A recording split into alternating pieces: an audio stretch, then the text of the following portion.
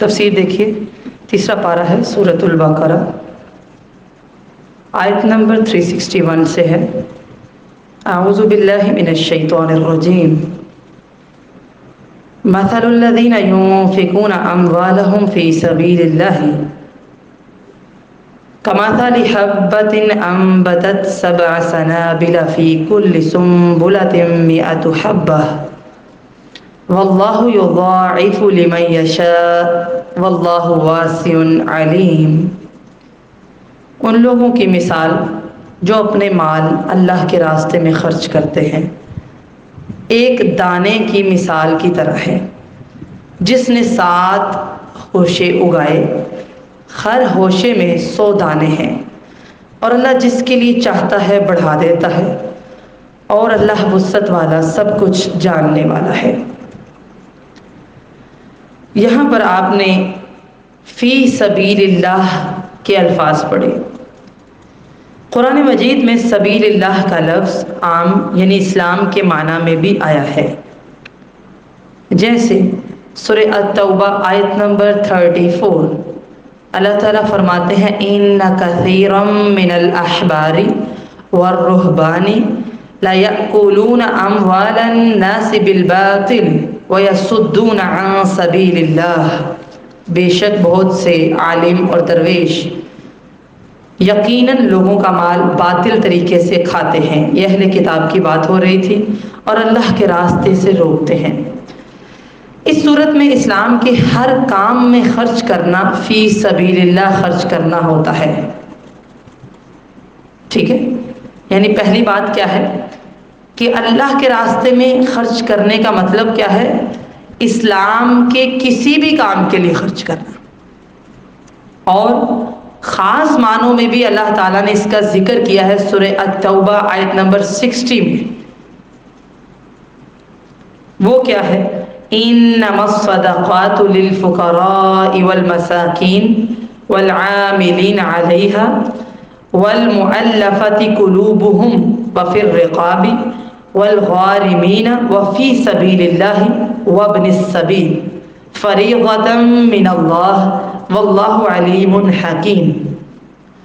صدقات تو صرف فقیروں اور مسکینوں کے لیے ہیں، اور جو عامل ہیں یعنی زکوٰۃ لینے پر مقرر ہیں ان کے لیے، اور جن کے دلوں میں الفت ڈالنا ہو یعنی کہ اسلام کی، اور گردنیں چھڑانے میں، تاوان بھرنے میں، اور اللہ کے راستے میں، یہاں پر بالخصوص ایک ذکر ہے، ٹھیک ہے؟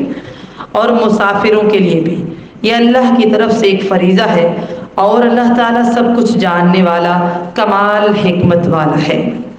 یہاں پر فی سبیل اللہ سے خاص مراد ہے، بعض نے اس سے مراد جہاد میں، بعض نے دعوت، اور بعض نے حج کو بھی شمار کیا ہے۔ لہٰذا یہ جو آج ہم آیت پڑھ رہے ہیں اس میں عام معنی مراد ہے، یعنی اسلام کے کسی بھی کام میں خرچ کرنا۔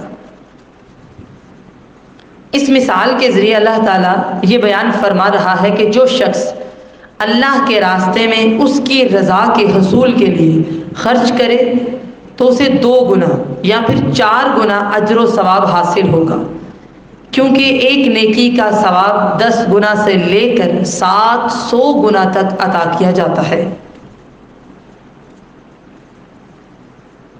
یہ ایک مثال دی گئی ہے۔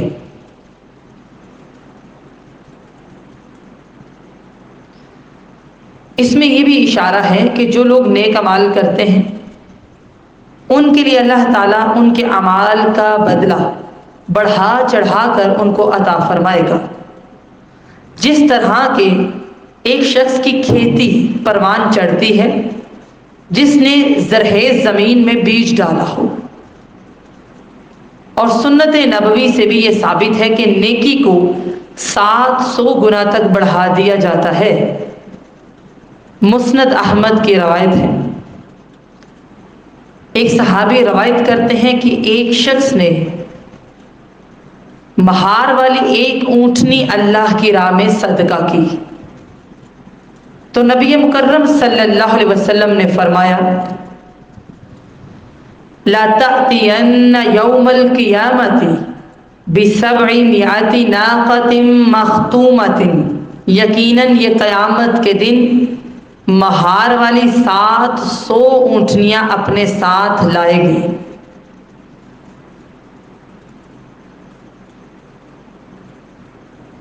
اور مسلم کی روایت کے الفاظ یہ ہیں کہ ایک شخص مہار والی ایک اونٹنی لے کر آیا اور اس نے عرض کی، اے اللہ کے رسول صلی اللہ علیہ وسلم، یہ اللہ کی راہ میں ہے۔ تو آپ صلی اللہ علیہ وسلم نے فرمایا، لَکَ بِہَا یوم القیامۃ سبع مئات ناقۃ، تجھے قیامت کے دن اس کے عوض میں 700 اونٹنیاں ملیں گی اور وہ سب مہار والی ہوں گی۔ یہ صحیح مسلم کی روایت ہے کہ اللہ تعالیٰ نیکی کو 700 گنا تک بڑھا دیتا ہے۔ اسی طرح مسند احمد میں روایت آتی ہے، حضرت ابو ہریرہ رضی اللہ تعالیٰ عنہ سے روایت ہے کہ نبی مکرم صلی اللہ علیہ وسلم نے فرمایا، ابن آدم کے ہر عمل کو اس طرح بڑھا دیا جاتا ہے کہ ایک نیکی کا 700 گنا یا اس سے بھی زیادہ جس قدر اللہ چاہے ثواب ملتا ہے۔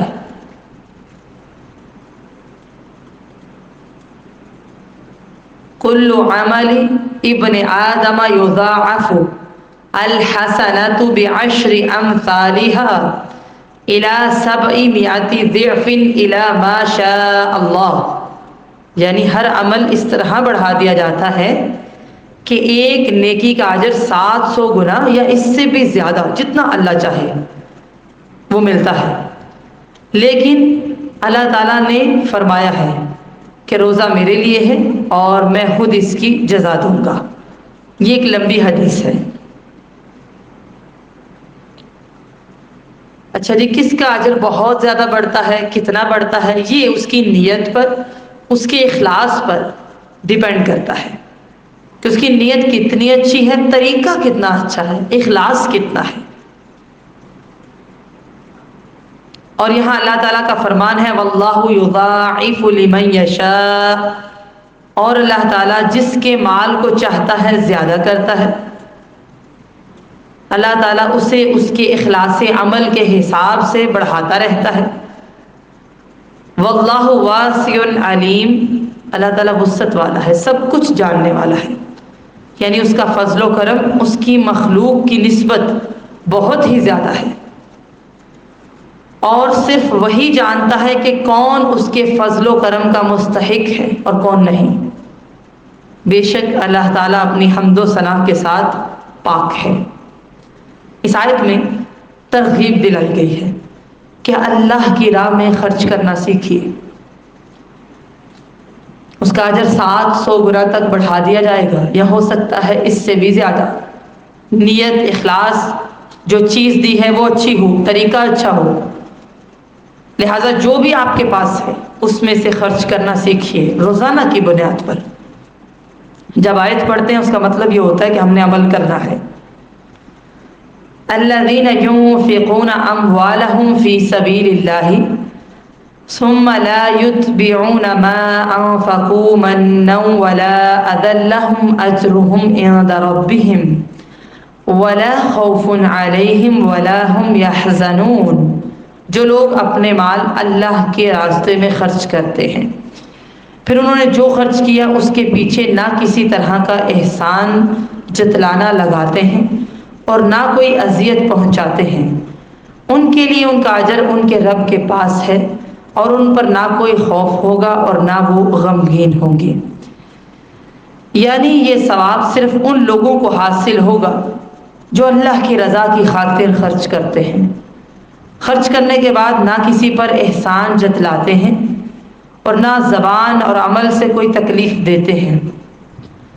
کسی کو کچھ دے کر احسان جتلانا کبیرہ گناہ ہے۔ اللہ تعالیٰ نے ان لوگوں کی تعریف کی ہے جو اپنے اموال اللہ کی راہ میں خرچ کرتے ہیں، اور دو چیزیں ہیں ان میں، احسان نہیں جتلاتے اور اذیت نہیں دیتے، اپنے احسان کو ضائع نہیں کرتے ان کا ثواب اللہ کے ذمہ ہے، کسی اور کے ذمہ نہیں۔ ان پر کوئی خوف نہیں ہوگا، نہ وہ غمگین ہوں گے، یعنی روز قیامت کی ہولناکیوں کا انہیں کچھ خوف نہ ہوگا۔ انہوں نے اپنے پیچھے جو اولاد چھوڑی ہے اور جو دنیا اور اس کے اسباب اور وسائل چھوڑے ہیں، اس کا انہیں کوئی غم نہ ہوگا، کیونکہ انہیں دنیا کی چیزوں سے بہتر نعمتیں مل چکی ہوں گی۔ مسلم کی روایت ہے، حضرت ابو ذر بیان کرتے ہیں کہ نبی مکرم صلی اللہ علیہ وسلم نے فرمایا، 3 آدمی ایسے ہیں کہ اللہ تعالیٰ ان سے قیامت کے دن نہ کلام کرے گا، نہ ان کی طرف دیکھے گا، نہ انہیں پاک کرے گا، اور ان کے لیے دردناک عذاب ہے۔ آپ صلی اللہ علیہ وسلم نے 3 دفعہ یہ فرمایا۔ حضرت ابو ذر نے عرض کیا، وہ تو ناکام اور نامراد ہو گئے یا رسول اللہ، وہ کون ہے صلی اللہ علیہ وسلم؟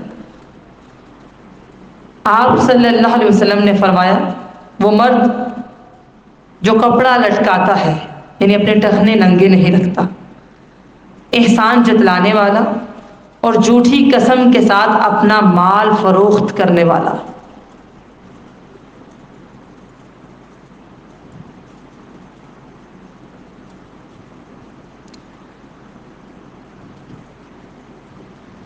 قول معروف ومغفرة خیر من صدقة یتبعها اذى واللہ غنی حلیم۔ اچھی بات کرنا اور معاف کر دینا اس صدقے سے بہتر ہے جس کے پیچھے کسی طرح کا تکلیف پہنچانا ہو۔ اللہ تعالیٰ بے نیاز ہے اور بردبار ہے۔ یعنی اگر کوئی بندہ صدقہ نہیں کر سکتا تو اچھے الفاظ کے ساتھ معذرت کر لے، اور سائل کے اصرار کرنے پر اور بدتمیزی کرنے پر غصہ ہونے کی بجائے مغفرت یعنی معافی اور درگزر سے کام لے، اور سوچ لے کہ اللہ تعالیٰ کتنا غنی ہے، کتنا بردبار ہے، جو ہماری خطاؤں کے باوجود تحمل سے کام لیتا ہے۔ ہمیں بھی اسی طرح تحمل سے کام لینا چاہیے۔ جابر بن عبداللہ بیان کرتے ہیں کہ نبی مکرم صلی اللہ علیہ وسلم نے فرمایا، ہر نیکی صدقہ ہے، اور نیکی میں سے یہ بھی ہے کہ تو اپنے بھائی کو کھلے چہرے کے ساتھ ملے، یعنی خوشی کے ساتھ، اور یہ کہ اپنے ڈول میں سے اس کے ڈول میں پانی ڈیل دے، یہ بھی نیکی ہے۔ ترمذی کی روایت ہے، یعنی مسکرا کر ملتے ہیں، یہ بھی ایک صدقہ ہے۔ کچھ نہ کر سکیں تو یہی کر لیں، اچھی بات ہی کر لیں۔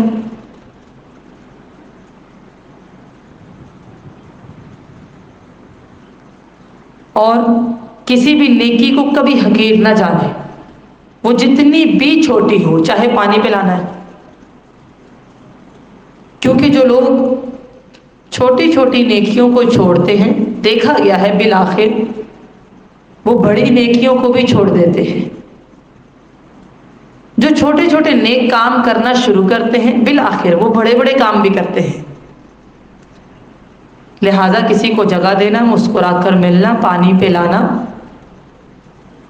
حتیٰ کہ ایک ادارہ ہے اس میں چھوٹے سے چھوٹا کام ہے، جھاڑو لگانا، صفائی کرنا، ایسے ہی جوتے سے ہی کرنا، لیکن نیت اچھی ہے، اخلاص سے عمل ہے، اللہ تعالیٰ اس کو پسند کریں گے انشاءاللہ۔ کسی بھی نیکی کو کبھی بھی حقیر نہیں جانے کہ یہ چھوٹی نیکی ہے چلو رہنے دیتے ہیں، نہیں۔ سلام کرنا، اور کوئی سائل بار بار اصرار کرتا ہے، مانگتا ہے، اسے ڈانٹنا نہیں، درگزر کر دینا، یہ بھی نیکی ہے۔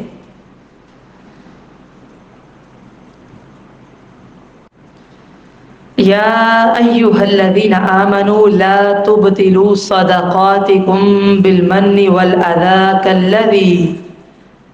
كالذي ينفق ماله رئاء الناس ولا يؤمن بالله واليوم الآخر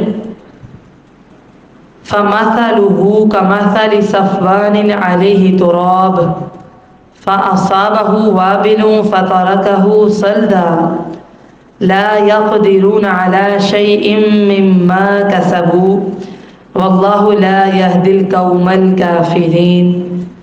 اے لوگو جو ایمان لائے ہو، اپنے صدقات، اپنے صدقے، احسان جتلا کر، تکلیف پہنچا کر برباد مت کرنا اس شخص کی طرح جو اپنا مال لوگوں کے دکھاوے کے لیے خرچ کرتا ہے اور اللہ اور یوم آخرت پر ایمان نہیں رکھتا۔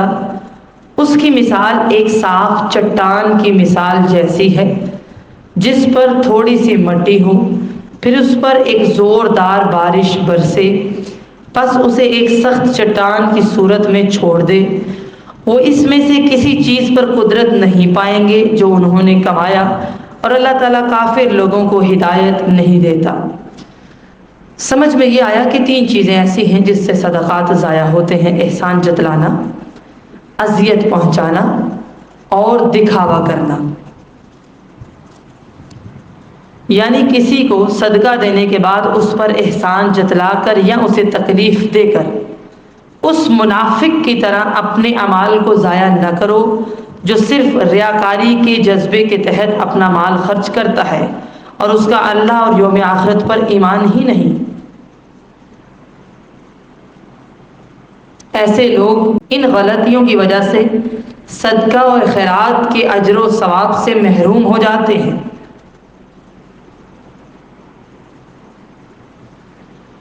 اب اللہ تعالیٰ نے ایک مثال دی، یعنی یہ ریاکار بظاہر اللہ کی راہ میں خرچ کرتا ہوا نظر آتا ہے، لیکن حقیقت میں اس کی مثال اس صاف چٹان جیسی ہے جس پر تھوڑی سی مٹی جمی ہو۔ ٹھیک ہے، ترابن اس کی جو تنوین ہے اس کے معنی سے ہمیں یہ سمجھ آیا تھوڑی سی مٹی۔ دیکھنے والا یہ سمجھے کہ قابل کاشت زمین ہے، ٹھیک ہے، ہو وہ چٹان، اس کے اوپر ایک مٹی کی تہ ہے۔ کسان نے ایسا محسوس کیا کہ یہ تو زرخیز زمین ہے، لیکن جو ہی بارش ہوئی تمام مٹی دھل گئی، نیچے سے وہ چٹان نکل آئی۔ اسی طرح ریاکاروں کے اعمال ان کے نامہ اعمال سے مٹ جائیں گے، انہیں کوئی فائدہ نہ ہوگا، نہ اجر ملے گا۔ پیچھے آپ نے ایک مثال پڑھی اس سبق کے آغاز میں، وہ کیا ہے؟ جو مخلص مومن ہے وہ صدقہ دیتا ہے صرف اللہ کی رضا کی خاطر، اس کی مثال ہے۔ اور یہاں پر مثال ہے جو اللہ کے لیے نہیں دکھاوے کے لیے خرچ کرتا ہے اور اس کا اللہ تعالیٰ پر اور آخرت پر ایمان ہی نہیں ہے، یہ اس کی مثال ہے۔ آپ اس کا ایک ٹیبل بنا سکتے ہیں آمنے سامنے، ٹھیک ہے۔ کہا بالکل اسی طرح ریاکار کے اعمال ضائع ہو جاتے ہیں، اللہ تعالیٰ کے ہاں ختم ہو کر رہ جاتے ہیں، لوگوں کو ان کے اعمال مٹی کی طرح نظر آتے ہیں، مگر بالآخر یہ بالکل ختم ہو جائیں گے، اور یہ ریاکار لوگ اپنے اعمال کا کچھ بھی صلہ حاصل نہیں کر سکیں گے۔ اللہ تعالیٰ ایسے ناشکروں کو ہدایت نہیں دیا کرتا۔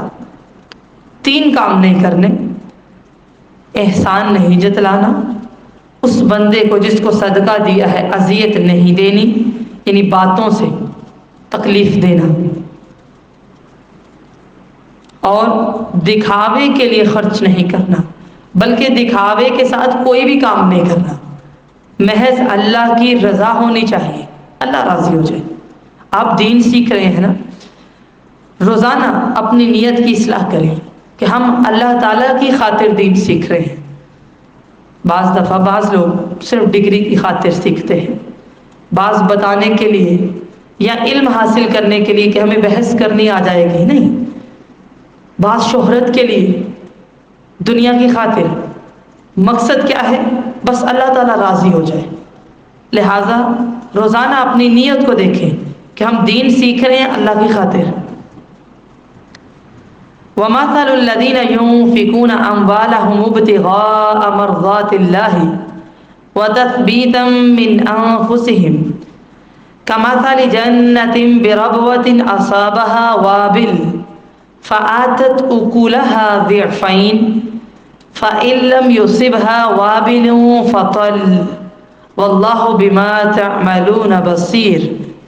اور ان لوگوں کی مثال جو اپنے مال اللہ کی رضا چاہنے کے لیے خرچ کرتے ہیں، اپنے دلوں کو ثابت رکھنے کے لیے خرچ کرتے ہیں، اس باغ کی مثال جیسی ہے جو کسی اونچی جگہ پر ہو، اس پر ایک زوردار بارش برسے، وہ اپنا پھل دگنا دے۔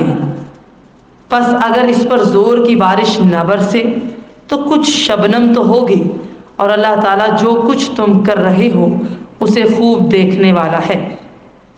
یہ تیسری مثال آئی ہے، ابتغاء مرضات اللہ، یعنی ریاکاروں کے مقابلے میں اللہ تعالیٰ نے مخلص مومنوں کی مثال دی ہے، اور اس میں ایک اور چیز ایڈ کر دی ہے۔ وہ کیا ہے؟ محض اللہ کی رضا ہو اور دل مطمئن ہو، خرچ کرنے کے بعد دل ثابت قدم رہے کہ میں نے صحیح کام کیا ہے، اللہ تعالیٰ نے اس کا اجر وافر رکھا ہے، ایسے لوگوں کے اعمال ضائع نہیں ہوتے۔ دل کو ثابت رکھتے ہوئے خرچ کرنے کا مطلب یہ ہے کہ نہ انہیں خرچ کرتے ہوئے کوئی پریشانی ہوتی ہے، نہ بعد میں کوئی شرمندگی۔ ان کے خرچ کرنے کی مثال اس باغ جیسی ہے جو کسی پرفضا اور بلند مقام پر ہو، اگر اس پر زور کی بارش ہو تو دوسرے باغوں سے وہ دگنا پھل دے گا۔ اگر زور کی بارش نہ ہو، چونکہ وہ بلند جگہ پہ ہے، اس کو ہوا لگ رہی ہے، تو ہلکی ہلکی بارش ہی کافی ہے۔ یہی حالت ایک مومن کے عمل کی ہے کہ اس کا عمل اگر اس میں اخلاص ہے، طریقہ درست ہے، کسی صورت بھی ضائع نہیں ہوگا، بلکہ اللہ تعالیٰ اسے قبول فرمائے گا، ہر ایک کو اس کے عمل کے مطابق جزا دے گا۔ اچھا، زور کی بارش سے مراد زیادہ مال خرچ کرنا ہے۔ جب انسان زیادہ مال دیتا ہے تو لیول ایمان کا بہت بڑھ جاتا ہے۔ اور تلن، اس سے مراد تھوڑا مال ہے، یعنی کچھ شبنم ہی ہو جائے، کبھی کبھی زیادہ نہ ہو تو تھوڑا دے دے، لیکن دینا ضرور ہے۔ لہذا اگر نیت درست ہے تو زیادہ خرچ کرنا زیادہ ثواب کا باعث ہے، اور تھوڑا خرچ کرنا بھی کام آئے گا۔ جیسے خالص زمین پر باغ ہے، جتنی بارش برسے گی اتنا فائدہ ہے، بلکہ شبنم بھی کافی ہے۔ اور اگر نیت درست نہیں، جس قدر زیادہ خرچ کرے ضائع ہو جائے گا، کیونکہ زیادہ مال دینے میں دکھاوا بھی زیادہ ہے۔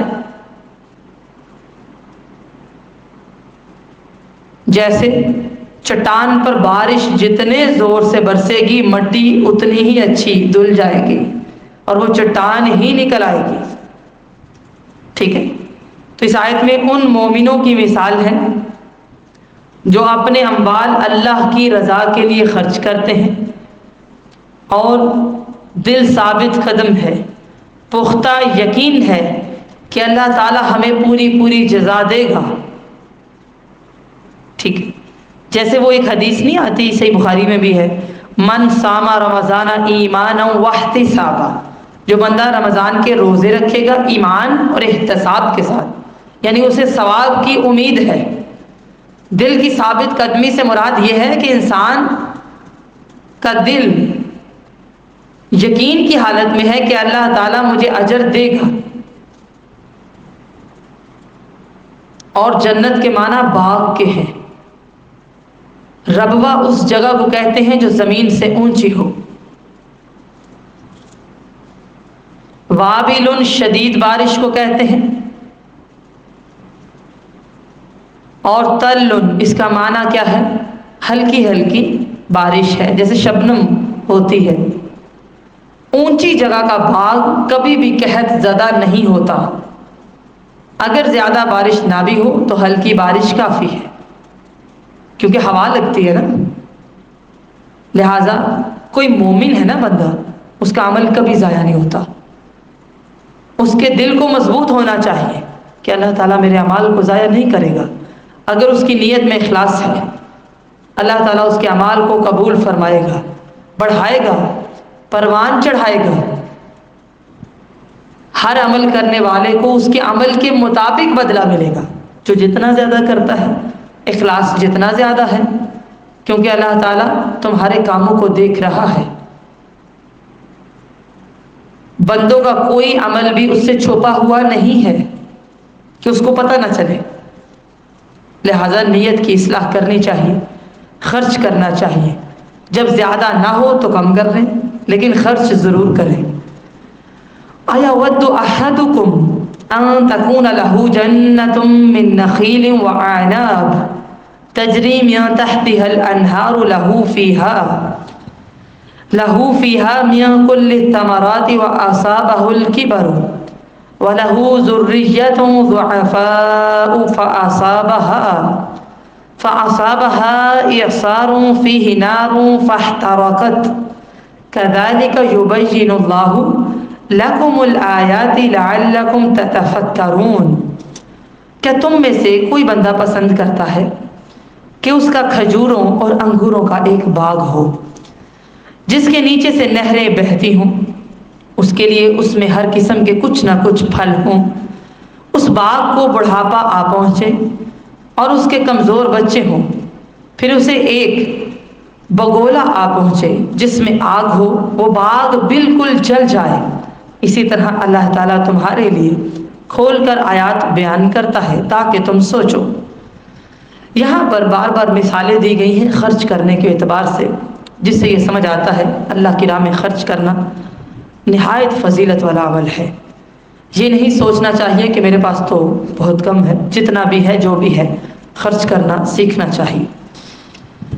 اب اس مثال سے مراد کیا ہے؟ یعنی بڑھاپے میں باغ جلنے پر نہ خود اس میں اتنی طاقت ہے کہ وہ باغ دوبارہ لگا سکے، نہ اس کی اولاد اس قابل ہے کہ اس کی مدد کر سکے۔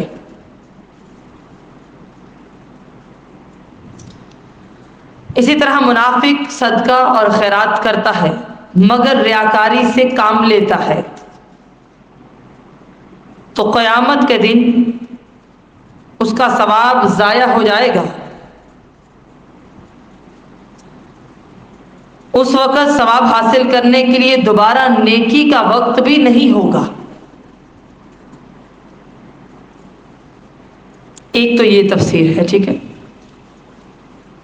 صحیح بخاری میں ابن عباس سے اس کی ایک دوسری تفسیر آئی ہے جس کی تائید حضرت عمر رضی اللہ تعالیٰ عنہ نے کی ہے۔ اس کا حاصل یہ ہے کہ یہ مثال اس شخص کی ہے جو عمر بھر نیک عمل کرتا رہتا ہے لیکن آخر عمر میں اس کی سیرت بدل جاتی ہے اور نیک اعمال کی بجائے وہ برے اعمال کرنے میں لگ جاتا ہے، لہٰذا وہ اپنی پہلی نیکیاں بھی برباد کر لیتا ہے، اور قیامت کے دن جو بہت تنگی کا وقت ہوگا وہ نیکی اس کے کچھ کام نہ آئے گی، اور اس نازک وقت میں اس کا عمل اس سے خیانت کرے گا۔ لہذا ہمیشہ نیکی پر قائم رہنا ضروری ہے، آج کی ہے کل نہیں کرنی، ایسا نہیں ہونا چاہیے۔ رسول اللہ صلی اللہ علیہ وسلم نے فرمایا، بندہ لوگوں کی نگاہ میں جنتیوں جیسے عمل کرتا ہے حالانکہ وہ جہنمی ہوتا ہے، اور بعض دفعہ بندہ لوگوں کی نگاہ میں دوزخیوں جیسے اعمال کرتا ہے حالانکہ وہ جنتی ہوتا ہے، اور اعمال کا دار و مدار تو آخری وقت کے اعمال پر ہے۔ اس کا قطعاً یہ مطلب نہیں ہے کہ ہم نیکیاں چھوڑ دیں اور آخری وقت کا انتظار کریں، وہ کب آ جائے پتہ نہیں۔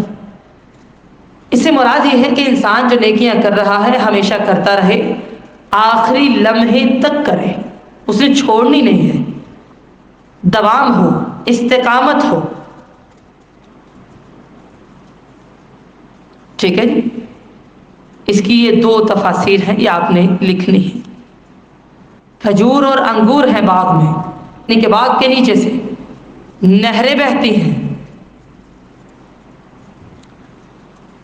کچھ نہ کچھ پھل بھی ہیں، لہذا بڑھاپا آ گیا، بچے بھی اب کمزور ہیں، باغ جل گیا، انسان نہ تو خود دوبارہ باغ لگا سکتا ہے، نہ بچے ہی محنت کر سکتے ہیں۔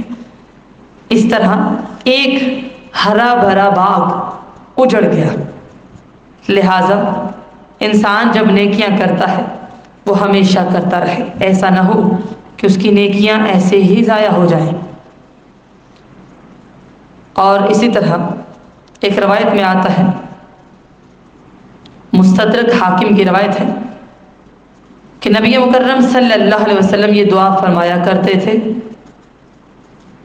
اللہم اجعل اوسع رزقک علی عند کبر سنی وانقطاع عمری، اے اللہ اپنا کشادہ اور وسیع رزق مجھے میرے بڑھاپے اور عمر کے آخری ایام میں عطا فرما۔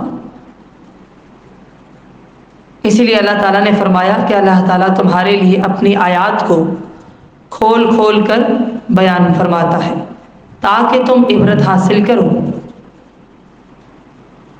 سورہ عنکبوت آیت نمبر 43 میں اللہ تعالیٰ فرماتے ہیں، وَتِلْكَ الْأَمْثَالُ نَضْرِبُهَا لِلنَّاسِ وَمَا يَعْقِلُهَا إِلَّا الْعَالِمُونَ، اور یہ مثالیں ہم لوگوں کے سمجھانے کے لیے بیان کرتے ہیں، اور انہیں تو وہی لوگ سمجھتے ہیں جو اہل علم ہیں، جاننے والے ہیں، اہل دانش ہیں۔ جی سمجھ میں آ گئی بات؟ من کل ثمرات میں یہ جو من ہے یہ تبعیضیہ کا ہے، یعنی بعض، اور کل ثمرات کی وجہ سے ہر قسم کے کچھ نہ کچھ پھل اس کا ترجمہ کیا گیا ہے۔ لہٰذا ایک باغ ہے، پھلوں کا ہے، لیکن وہ جل گیا اور انسان میں یہ طاقت نہیں کہ وہ دوبارہ اس کو ویسے ہی بنا سکے۔ لہٰذا نیکیاں کرنے کے بعد نیک اعمال کو چھوڑ دینے کی مثال ایسے ہی ہے کہ انسان آخرت میں دوبارہ وہ نیکیاں نہیں کر پائے گا۔ لہٰذا ہمارا آخری جو وقت ہے وہ بھی نیک اعمال والا ہی ہونا چاہیے، اور اللہ تعالیٰ سے دعا بھی کرنی چاہیے کہ اللہ تعالیٰ خاتمہ بالخیر ہمیں نصیب فرمائے۔ لہٰذا آج کی آیات میں آپ نے خرچ کرنے کے متعلق پڑھا، اس سے آپ نے کیا سیکھا یہ لکھنا بھی ہے، اور آپ نے عمل میں کیا چیز لائی ہے، کیا عمل شروع کیا ہے یہ بھی بتانا ہے۔ ایک بڑی اہم چیز وہ یہ، جب بھی خرچ کرنے کی بات آتی ہے ایک نسخہ آپ نے یاد رکھنا ہے۔ سورہ آل عمران آیت نمبر 92 میں آتا ہے، لَن تَنَالُوا الْبِرَّ حَتَّى تُنْفِقُوا مِمَّا تُحِبُّونَ، کہ جب تک جو چیزیں تمہیں عزیز ہیں ان چیزوں میں سے اللہ کی راہ میں خرچ نہ کرو گے تم نیکی کو حاصل نہیں کر سکتے۔ لہذا بہترین خرچ کرنا سیکھیے اور نیت کی اصلاح کیجیے ہر کام میں، بالخصوص یہاں پر خرچ کرنے میں ہے۔ 3 کام نہیں کرنے، احسان نہیں جتلانا، اذیت نہیں دینی، ریاکاری نہیں کرنی۔ 3 مثالیں ہیں، ان کو اچھے طریقے سے آپ نے سمجھنا ہے، ایک ٹیبل بنانا ہے۔ انشاءاللہ آپ نے اس سے کیا سیکھا کل میں پوچھوں گی۔ سبحانک اللہم و بحمدک، نشہد ان لا الہ الا انت، نستغفرک و نتوب الیک۔ والسلام علیکم ورحمۃ اللہ وبرکاتہ۔